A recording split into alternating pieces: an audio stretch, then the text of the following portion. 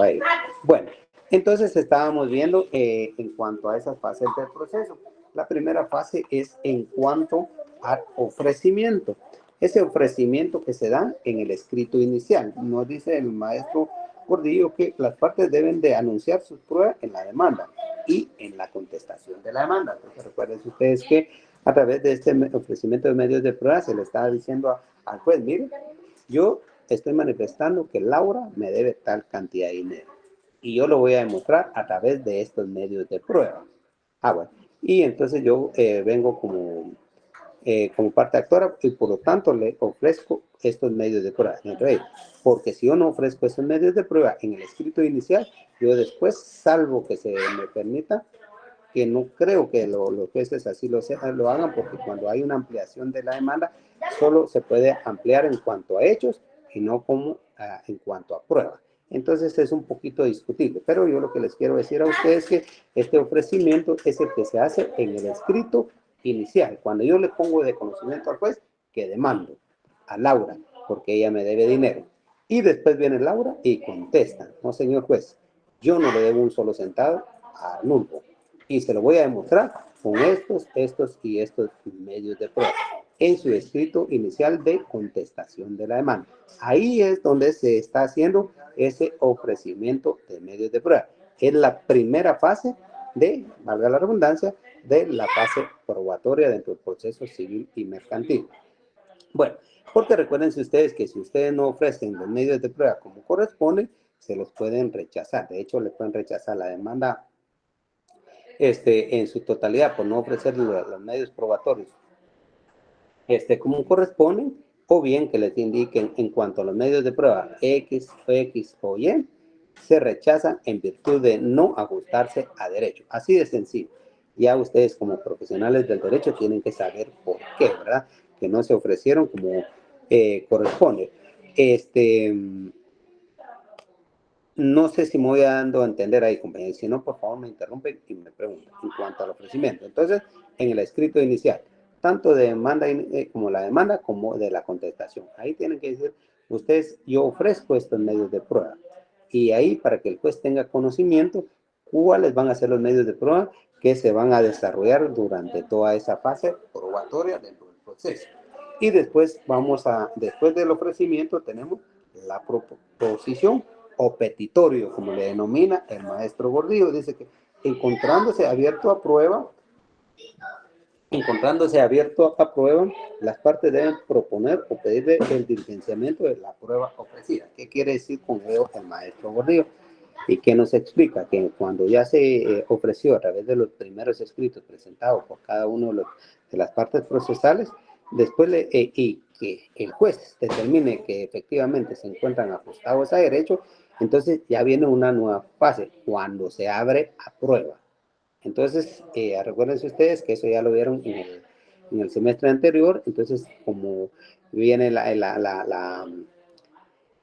viene todas las fases del proceso, cuando está la demanda, contestación de la demanda, planteamiento de excepciones tanto previas como perentorias, después viene el ofrecimiento de pruebas. Entonces, ya si ustedes se dan cuenta, cuando llegamos a la proposición, ya estamos en otras fases o ya hemos evacuado algunas fases del proceso, independientemente o del juicio, mejor dicho, independientemente de en qué juicio nos encontremos. Entonces, en esa proposición le dicen al juez, señor juez, yo en mi escrito inicial ofrecí tales y tales medios de prueba. Por lo tanto, a usted en este momento le voy a solicitar que estos medios de prueba sean diligenciados.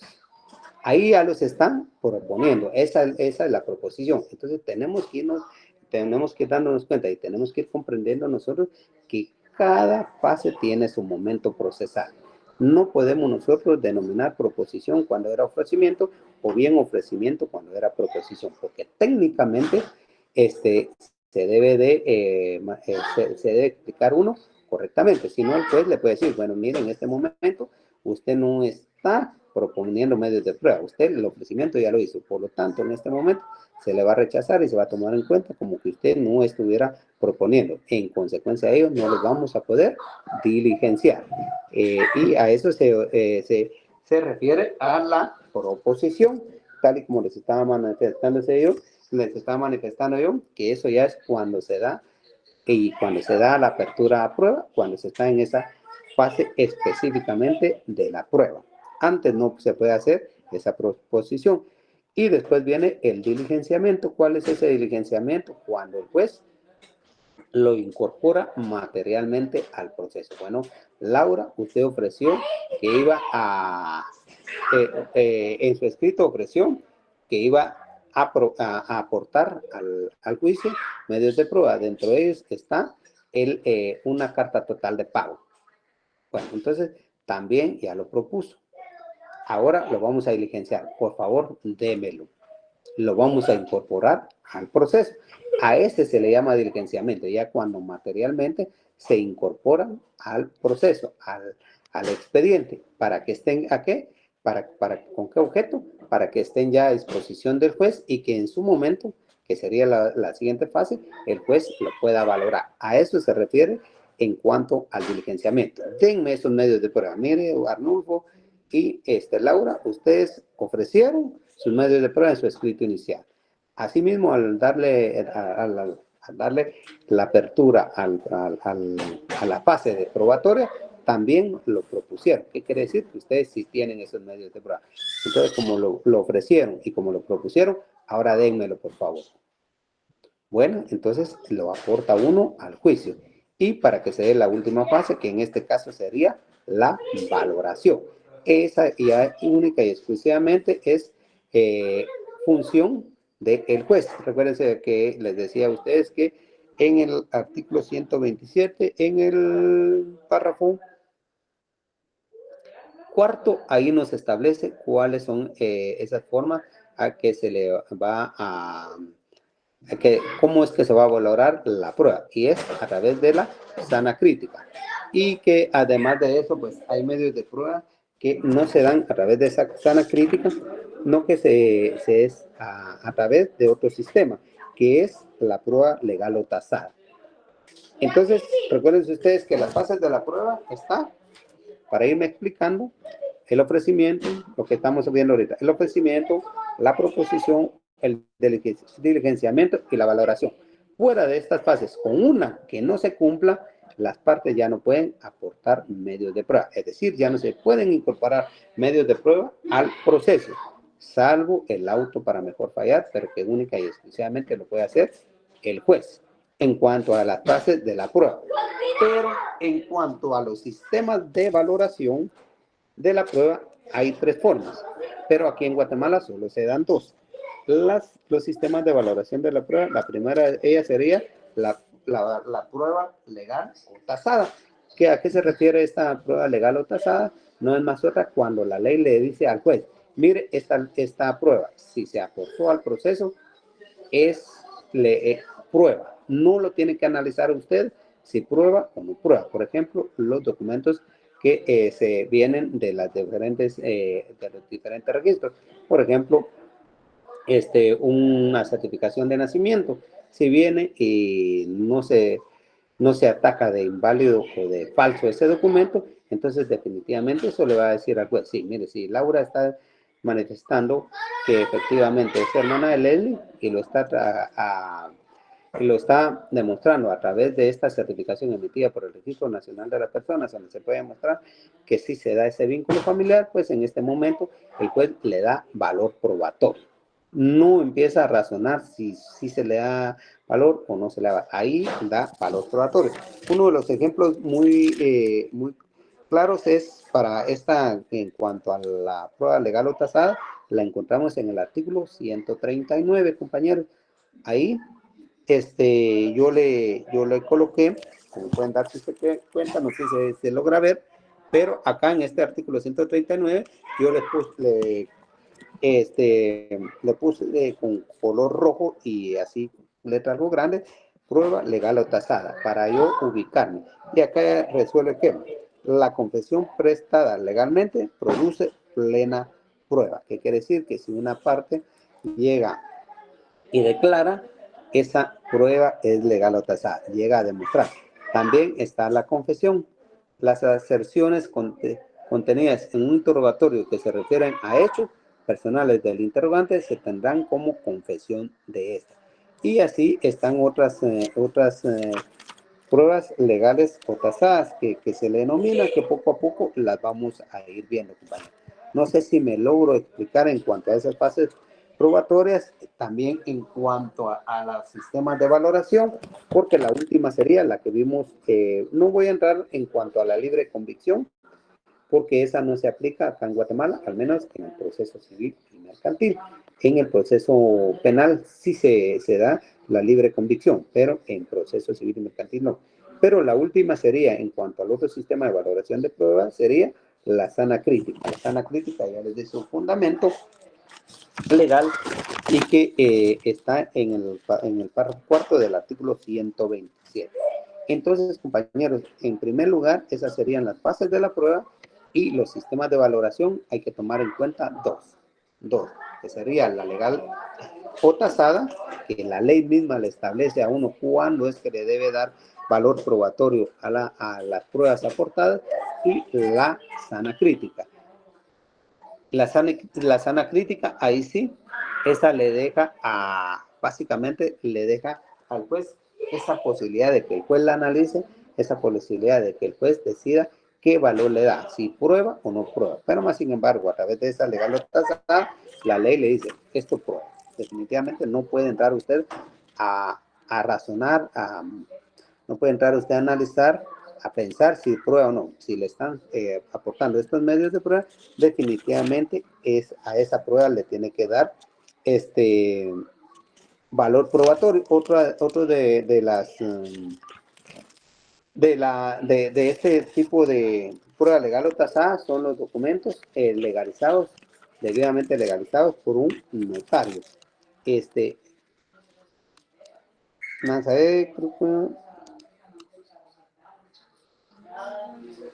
Aquí está, creo que es el artículo 177 del Código Procesal Civil y Mercantil, que dice que los documentos expedidos por notario podrán presentarse con copia simple legalizada o al menos que la ley exija expresamente testimonio.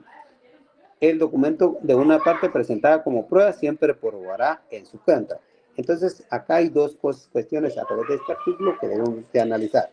En primer lugar, que esta prueba de documentos presentados por notario hacen plena prueba. Y que además de eso, acá está lo que les decía yo, aquel principio que les decía de mancomunidad de la prueba. Si ustedes quieren anotarlo, lo pueden anotar en el artículo 177, en el último párrafo, que dice, el documento que una parte presente como prueba siempre probará en su contra. Ahí ahí se da ese principio, miren, el principio de mancomunidad de la prueba. ¿Estamos ahí, compañeros?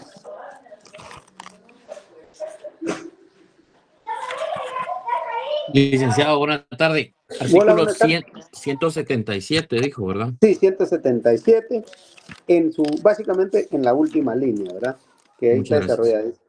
Ahí dice, mire, el documento que una parte presente como prueba siempre probará en su contra. Mancomunidad de la prueba. Eso que yo aporte la prueba no quiere decir que sí o sí. Ahí dice, la compañera yo la tengo como principio de adquisición procesal probatoria. La agrego, también es sinónimo, compañero. ¿Oye? Mancomunidad de la prueba o principio de adquisición de la prueba también se puede denominar de esa manera.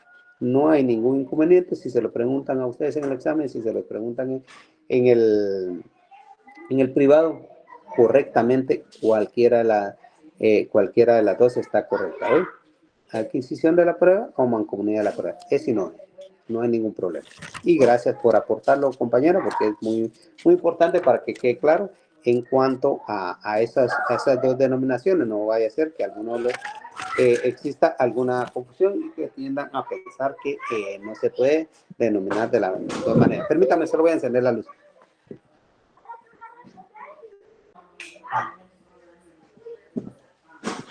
Bueno, continuemos, perdón.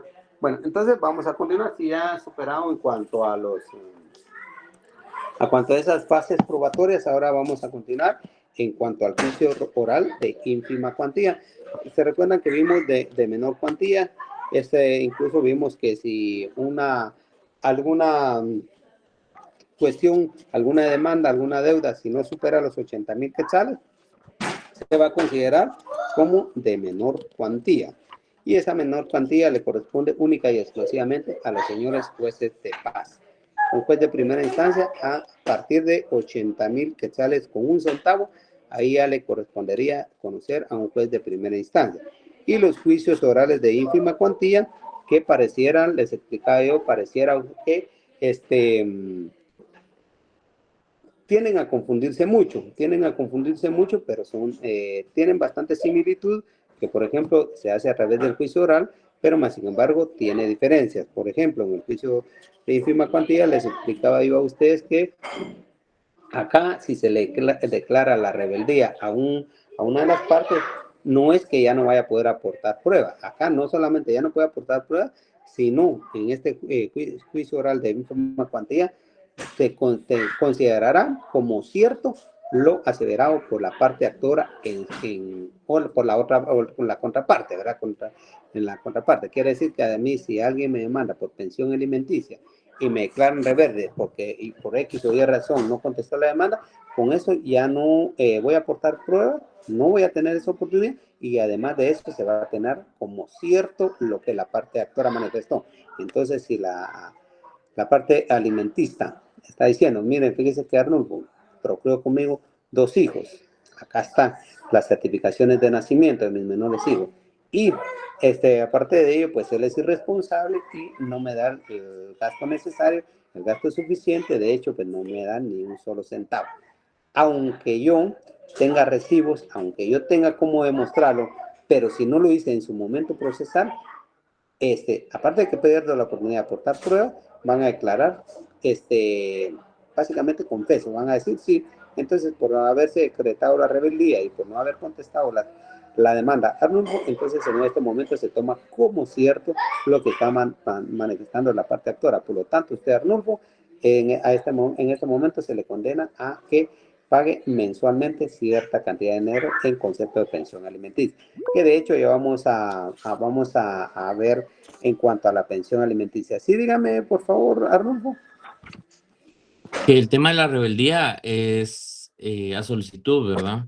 Esa petición de parte. Eso sí, tiene razón, lo indicamos la vez pasada, que eso sí es a petición de parte. Quiere decir que entonces si el juez puede ver que no evacuaron plazo, que más sin embargo no lo ha pedido la otra parte, pues el juez no va a decir nada. Hasta que la otra parte diga, mire, a usted le corrió el plazo de tanto tiempo para que contestara o para que se pronunciara. Más sin embargo no lo hizo, por lo tanto en este momento usted muy atentamente le solicito que le decrete la rebeldía. Entonces después va a ver, bueno, sí, mire, contestó, pero fuera del plazo. O no contestó, entonces en este momento se le declara la rebeldía y en consecuencia de ello vienen, y entonces después depende en qué juicio se encuentre, entonces así lo va a resolver. Pero específicamente en este juicio oral de ínfima cuantía va a tomar como cierto lo que manifestó la otra parte. Bueno, entonces esas son una de las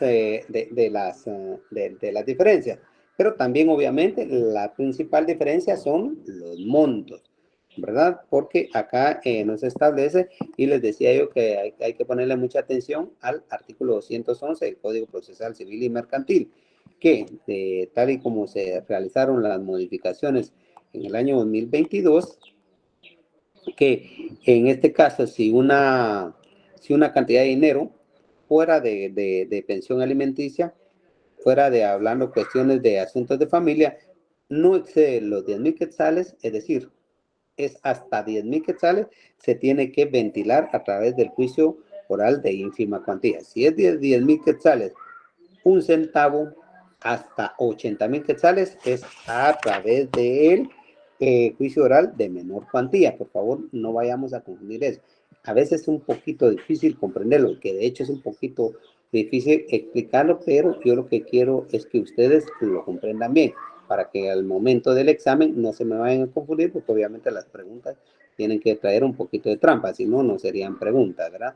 Y entonces, eso es lo que yo trato, ¿verdad? Lo que trato de hoy es que definitivamente ustedes me comprendan bien a qué me estoy refiriendo. Pero entonces, si un procedimiento o una demanda no supera los 10,000 quetzales, en cuestiones que no sean de familia, es a través del juicio oral de ínfima cuantía. Si supera los 10,000 quetzales, pero no los 80,000, entonces este es el juicio oral de menor cuantía.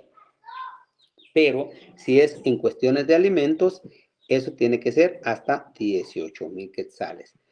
18,000 quetzales, dice que en asuntos de familia, cuando no excede la cantidad de 18,000 quetzales, es juicio oral de ínfima cuantía. ¿Qué quiere decir eso? Si a mí me fijan una pensión alimenticia de 1,500 mensuales, pero como haciendo esa operación matemática de 1,500 por 12, que recuerden ustedes cómo es que se determina la competencia. Eso lo tienen que, de igual manera, lo tuvieron que ver el semestre pasado, están los primeros artículos del Código Procesal Civil y Mercantil, que cuando es en cuestiones de pensión alimenticia o en cuestiones de arrendamiento, se tiene que hacer la multiplicación por los 12 meses del año. Entonces, si a mí me fijaron una pensión alimenticia mensual de 1,500 y lo multiplico por 12, da por en totalidad 18,000 quetzales. Y como son 1,500 mensualmente, entonces en ese sentido, si me van a demandar a mí, es a través del juicio oral de ínfima cuantía. Por ejemplo, entonces, yo no soy responsable y me van a demandar por 1,500 o 1,000 quetzales mensuales, definitivamente es a través de este procedimiento. Y obviamente se supera los 18,000 quetzales, pero no los 80,000, es a través del juicio oral de menor cuantía. Espero darme a explicar, compañeros, porque, como les digo, es bastante enredadito, pero léanlo ustedes despacio, traten de comprenderlo y cualquier duda me preguntan hoy.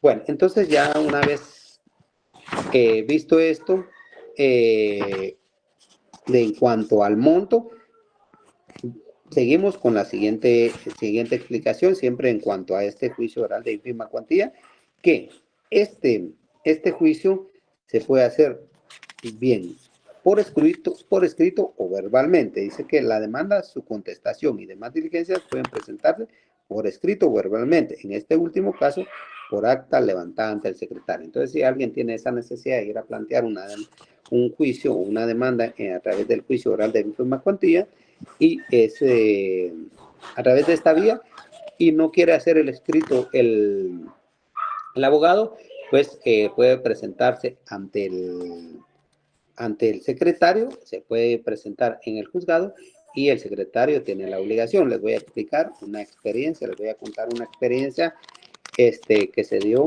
y cuando yo estaba trabajando como juez de primera instancia laboral en Santa Rosa. ¿Qué pasaba? Que fíjense que venían como eso sí, en laboral, la demanda puede, independientemente de la cantidad dineraria, independientemente de la cuantía, se puede hacer oral o por escrito. Si se hace oral, de igual manera el secretario tiene la obligación de faccionar el acta. Pero algunos casos si era correcto o si era viable recibirla oralmente y el secretario con mucha capacidad de faccionar el acta como que fuera la demanda, pero se estaba dando una mala práctica que los abogados cobraban sus honorarios y después le decían, mire, entonces vamos a iniciar el trámite, solo quiero que me haga un favor, preséntese al juzgado y ahí el secretario va a faccionar el acta. Básicamente lo estamos demandando. Entonces, ¿qué era lo que pasaba? Que cobraban sus honorarios a la pobre gente y no hacían nada los abogados, ¿no? La gente o los usuarios se presentaban al juzgado y era el secretario que hacía todo. Entonces, después ya cuando estaba bien planchadita la demanda, obviamente pues el secretario con la experiencia que tiene, pues iba a ser una demanda casi que perfecta, ¿verdad? Pero, entonces, ¿y quiénes cobraban? Los abogados. Entonces, ¿qué se hizo? Que previo a que se le dé trámite a la demanda, que se presente el abogado para ratificar que efectivamente él es el abogado que lo va a estar auxiliando. Y cuando llegaban los abogados, se le decía, bueno, abogado, afortunadamente está usted y aprovechando la oportunidad y ese principio de inmediación procesal, en este momento se le concede la palabra a efecto que usted plantee su demanda de manera oral. Pero imagínense un abogado que obviamente pues no tiene esa experiencia que sea por estar diario, lo mismo, para no mucha práctica. Y algunos abogados lo hacían, bueno, con mucho gusto.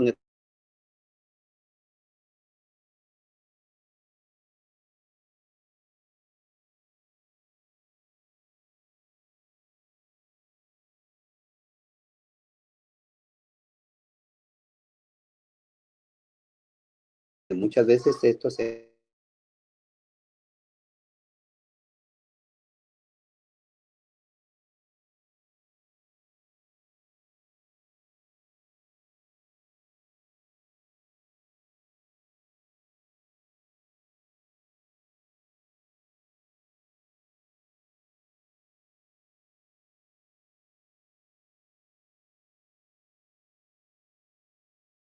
era oral o por escrito.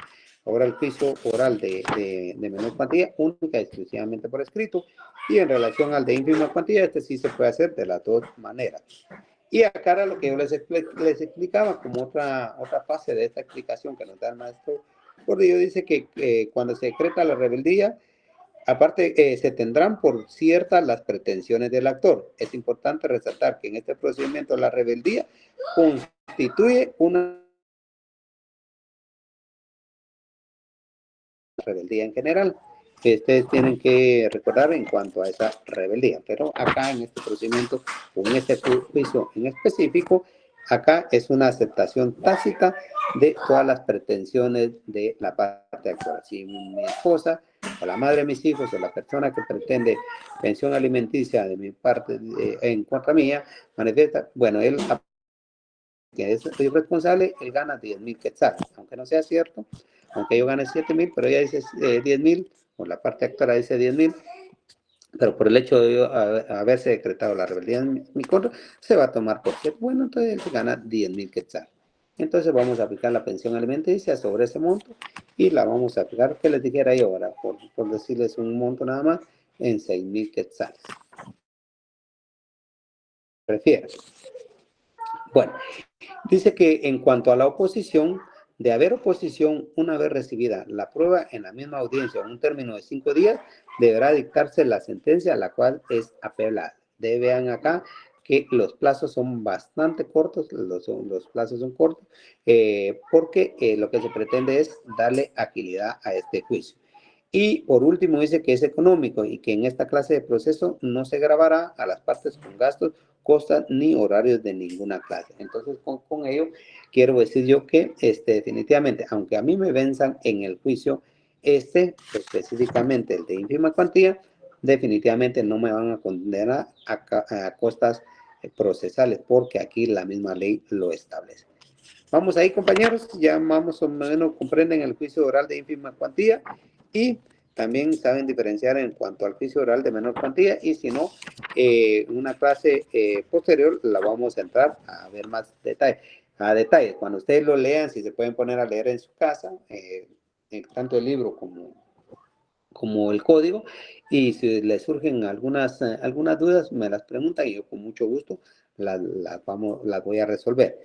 Les pregunto esto porque ya vamos a entrar en cuanto a los juicios en específico o los juicios que se regulan en el juicio oral. Por ejemplo, el juicio oral relativo a la obligación de prestar alimentos y los otros que correspondan a asuntos de familia, con excepción de los casos que el Código Procesal Civil y Mercantil, el Código Civil o la Ley de Tribunales de Familia disponga expresamente otro procedimiento. Entonces, en cuestiones de familia, el juicio tipo es el juicio oral. Si ustedes se dan cuenta, el juicio tipo a nivel general, el juicio tipo es el ordinario. Más sin embargo, en cuestiones de asuntos de familia, el juicio tipo es el oral, que quiere decir que todo se va a ventilar a través del juicio oral, salvo así excepciones, que la misma ley establezca, y lo vamos a ver, por supuesto, vamos a ver los ejemplos, que es a través de otro procedimiento. Entonces, Aquí mismo nos manifiesta el maestro Gordillo que a través del decreto 47-2022, siempre el Congreso de la República, se modificó el numeral tercero, el artículo 199 del Código Procesal Civil y Mercantil. Y además de los alimentos, estableció el juicio oral para todos los asuntos de familia, salvo aquellos que tengan señalado un procedimiento distinto en el propio código o en la propia ley, era lo que yo les manifestaba.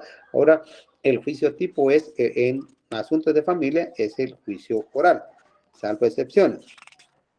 Es por ello, dice el maestro, que tales como la pérdida, suspensión o separación de la patria potestad, la declaración o impugnación, de la paternidad, declaración y cese de la unión de hecho, separación o divorcio por causa determinada, se tramitará ahora a través del procedimiento del juicio oral. ¿Se recuerdan ustedes que no, esto está en el Código Civil, no tengo a la mano mi Código Civil, pero por ejemplo en el artículo 155 del Código Civil están establecidas las causales y que de divorcio? Entonces hay dos tipos de divorcio, el divorcio ordinario o habían dos tipos, ¿verdad? No, mejor me voy a explicar de otra manera. Hay dos tipos de divorcio. ¿Cuáles son esos tipos de divorcio? El de causal determinada, los que están contemplados en el artículo 155, otras leyes, o por el divorcio voluntario. El divorcio voluntario es cuando las dos partes se ponen de acuerdo, es decir, los cónyuges se ponen de acuerdo y le dicen al juez, mire, ya no podemos continuar viviendo por X o Y razón, y en consecuencia de ello, en este momento los dos queremos divorciarnos, y es por ello que le planteamos a ustedes que ahora en este caso sería el juicio oral de divorcio voluntario. Ese se hacía a través de este juicio, y era más corto, era más fácil, era más sencillo. Y el juicio por causa determinada se llevaba a través del procedimiento ordinario o a través del juicio ordinario, y ese era largo, era un procedimiento tan desgastante que muchas veces ahí se quedaba paralizado y nunca se llegaban a divorciar los cónyuges porque era demasiado oneroso, demasiado desgastante, es decir, que en este caso llevaba mucho desgaste para las partes. Más sin embargo, a través de esta reforma que se le hizo a este artículo 199 del Código Procesal Civil y Mercantil, ahora se permite que ese juicio por causal determinada se lleve a través del procedimiento del juicio oral. Es decir, que entonces en este caso, casi que todas, no absolutamente todas, porque hay excepciones que las vamos a ver, casi que todas las cuestiones en cuanto a familia se van a ventilar a través de este juicio oral. Entonces, cuando a usted les pregunte, mire, dígame usted, a través de qué juicio se tramita el juicio, por causa de el divorcio, el divorcio por causa determinada. Bueno, pues ahora es a través del juicio oral. Pero mire, aquí dice que es a través del juicio ordinario, sí, pero a través de las reformas que sufrió en el año 2022, a través del decreto 47-2022 del Congreso de la República, y que eso se modificó el Código Procesal Civil y Mercantil, pues mire, ahora es a través del juicio oral. A eso se refiere. Y con eso le ha dado mucha agilidad.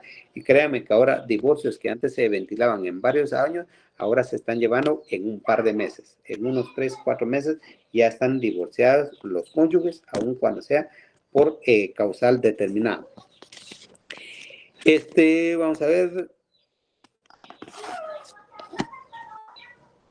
Vamos a ver otras cuestiones en cuanto a iniciar las cuestiones que se llevan a través o asuntos de familia que se llevan a través de este juicio. El primero que nos vamos a conocer nosotros es el juicio oral de alimentos. Este juicio oral de alimentos es muy importante y es muy común que se lleve a cabo. Esto es el pan de cada día en los juzgados.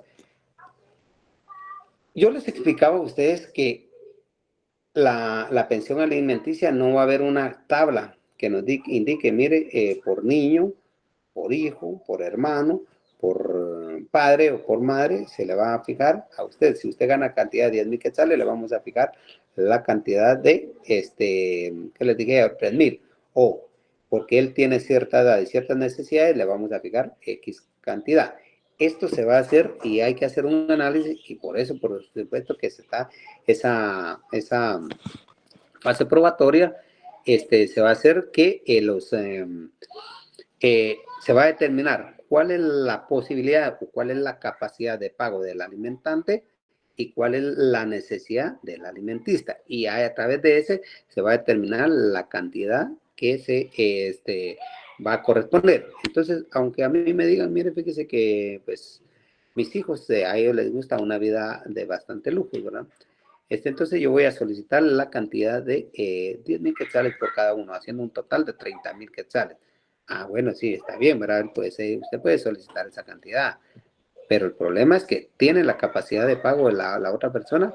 No, no tiene la capacidad. Fíjese que él gana, que le dijera yo, 15,000 quetzales. Ah, bueno, mire, pero entonces en este caso definitivamente están fuera de toda razón sus peticiones. Vamos a ver cuánto gana él y me tiene que demostrar qué necesidades tiene el niño o el alimentista, porque también hay que tomar en cuenta que vamos a suponer que alguien tiene un hijo o dos hijos, pero que uno de ellos, en primer lugar, aún no está estudiando. En segundo lugar, pues que no, que le dijera yo, ya tampoco usa pañales. Pero, más sin embargo, el más grande, pues él ya llevan alguna cierta diferencia, está en colegio, no colegio, no que en escuela pública. Además de eso, pues se le paga bus. Además de eso, pues la ropa para él tal vez ya es más cara. Él, pues obviamente por la edad que tiene, consume más alimentos.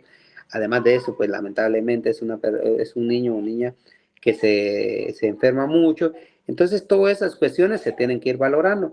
¿Para qué? Para que al final se tome la decisión y que no sea algo como mecánico, algo como que pues se plantea la demanda, me está pidiendo 3,000 quetzales por niño, pues a esa cantidad, porque puede ser que al final no sea una cantidad justa ni para el alimentista ni para el alimentante. Entonces todo eso es lo que vamos a ver en este juicio oral de alimentos. Pero como les decía, que fíjense que, bueno, para serles honesto, tengo que acudir al velorio de mi tía muy querida que lamentablemente falleció hoy en la madrugada y pues para allá vamos al velorio. Así que les pido mil disculpas que vayamos a dejar aquí la clase y que la vamos a continuar que sería el día miércoles. Y para que ustedes recuerden, si ustedes quieren darle una leída a lo que hemos visto y si tienen dudas, pues me las preguntan. Muchas gracias, Claudia. Y vamos a iniciar en cuanto al juicio oral de alimentos. Para que ustedes se van preparando y así si me tienen que preguntar, me preguntan. Muchas gracias, compañeros. Les agradezco mucho por sus palabras ahí tan especiales. Entonces, nos vemos el miércoles. Que pasen ustedes feliz noche.